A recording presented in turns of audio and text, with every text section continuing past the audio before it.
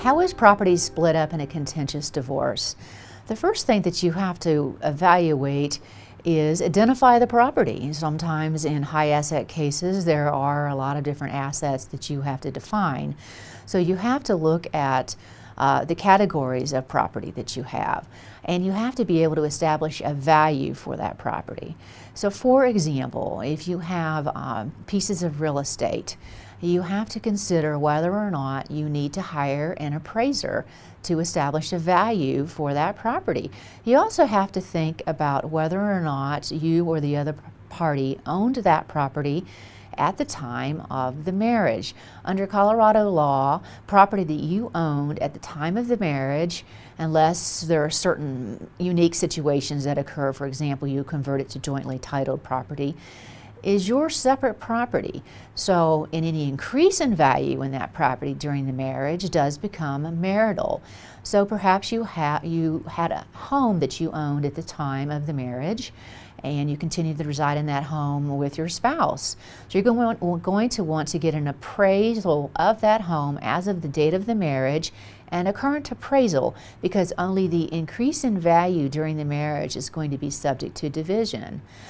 Other aspects that you need to consider are whether or not one party has, for example, stock options, whether there are retirement benefits that need to be valued, also whether or not there are pensions or other defined benefit plans that need to be valued. So, for example, if your spouse is a participant in PARA, then you're going to need to get a valuation of that benefit, because there's going to be a component that is marital in nature. If you did have a 401k at the time of the marriage, then you're going to want to get copies of the account statements for that 401k at the time of the marriage, and then you're going to need to get current copies, because again, any increase in value during the marriage is marital, but what you brought into the marriage is separate property. So really you have to go through and define the assets that you have, and you have to come up with expert values for those assets, or perhaps you are able to agree on a value with your spouse. But you're going to have to identify and arrive at values, and also you're going to have to quantify the debts that you have, credit card debt, other unsecured debt. You're going to want to be able to identify those accounts, and then ask yourself in a practical manner, if someone has a Visa credit card debt in a pretty high amount, how is that going to be paid for? How is that going to be dealt with? Perhaps you have a joint credit card debt that's pretty substantial.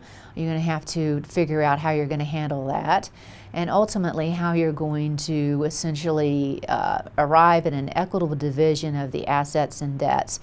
So here at Lewis and Matthews, we know quite a few experts, CPAs, appraisers, and other individuals that can help you in valuing your marital estate and coming up with a plan moving forward.